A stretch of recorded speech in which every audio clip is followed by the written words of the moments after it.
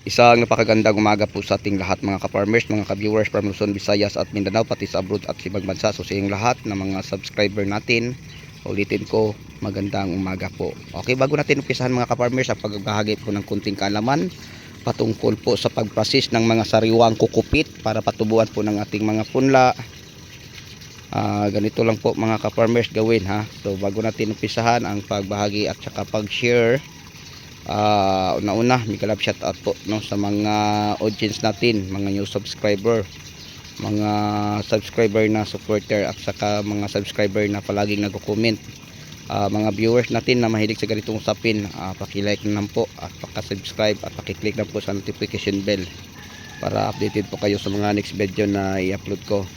So sa umagang ito mga ka-farmers, gumagawa po tayo no ng video or content patungkol po sa pag-process ng sariwang mga kukupit para patubuan po ng ating mga buto para sa ating mga ipupundang mga buto no.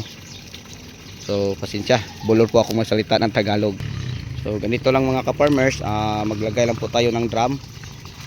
Tapos ganito karami mga farmers ang ilagay natin no.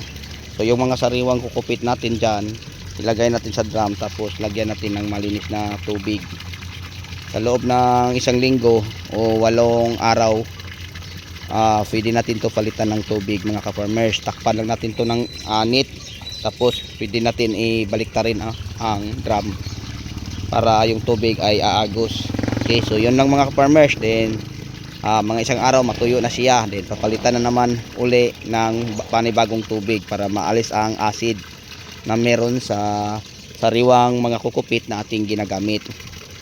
Okay, so pagkatapos mga ka-farmers, antayin na naman natin doon ang mga 4 na araw. Maglagay naman po tayo, balik rin na naman ulit natin, takpan ng net no dyan. Tapos mga ka-farmers, parang matuyo siya katulad nito. Ito mga ka-farmers, na ibaon na natin to no. So ganyan ang mukha sa kukupit sa loob ng pang 12 na araw ngayon mga ka-farmers. Din pangatlong bisis na to napalitan ng tubig. So ito na dahil pagkatapos nito, ito na mga ka-farmers, lalahokan na po natin to ng TS3. So ang TS3 mga ka-farmers, isa po siyang loam soil. So ang dami sa pagmix mga ka-farmers, share ko lang po sa inyo para po sa kalaman sa lahat. Pwede na po ang isang 50 kilos na loam soil, isang ganyan na drum. So marami na pong may papatubo nating punla. Siguro kaya na mga hindi bumaba mga ka-farmers no, sa 10,000 kung 128 holes o isang latang talong. So ganyan lang po karami mga ka-farmers ang ating MX. So isang bag na 50 kilos na TS3 or kukupit na isang ganyan. So pwede naman mga ka-farmers no, pag grown pwede din. So parang walang pinagkaiba sa TS3. So yun lang ang mixture mga ka-farmers. Tapos i-mix natin sila ng maayos at siguraduhin natin mga ka-farmers na wala ng acid no ang mga kukupit, kasi masisira ang ating mga buto. So yun lang po no ang mai-share ko po sa inyo kung paano i-process ang mga sariwang kukupit para patubuan po natin ng mga punla. So ganito lang mga ka-farmers, kadali at kabilis. So una, ulitin ko, 8 araw, tapos palitan ng panibagong tubig. Ang pagpalit ng tubig mga ka-farmers, takpan lang muna natin ng screen, tapos ibalik ta rin para yung tubig mga ka-farmers ay maalis. Then tapos palitan na natin ng bagong tubig katulad niyan. So yun, tinakpan natin to mga ka-farmers, tinalian lang natin ng straw, binaliktad para matuyo. Then pagkalipas ng isang araw sa gabi, ito lalagyan na naman ng tubig uli. So ganyan lang. So sana po no, may natutunan kayo sa ating ginagawang video.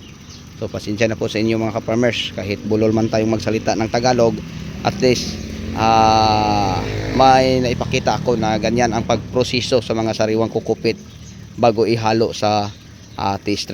Okay, so ulitin ko, bago ihalo sa TS3, kailangan ang kukupit ng mga sariwa malis muna ang acid, kasi yun po ang dahilan na malalanta kung tawagin natin ang ating mga punlay dumping off no. So yan po, para maiwasan mga ka-farmers ang ganyan mga pangyayari, kailangan muna natin dito ang magbaon na ibabaon sa mga tubig ang ating sariwang kokopit. Ayan na. So thank you po mga ka-farmers sa inyong lahat. Bago tayo magtapos, mega love shoutout po sa mga new subscriber natin, mga audience, mga viewers. So sa inyong lahat, sa inyong walang sawang pagsuporta, maraming salamat po. Thank you. Ayan po mga ka-farmers, ang kubo ko. Thank you po.